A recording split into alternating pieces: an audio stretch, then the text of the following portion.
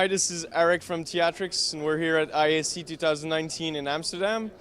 I'm going to show you the last series of converter, which are our B formats for like bigger electronics and more complex systems. This one is a fiber to HDMI receiver. It has HDMI 2.0 and Gigabit network, all on one fiber cable.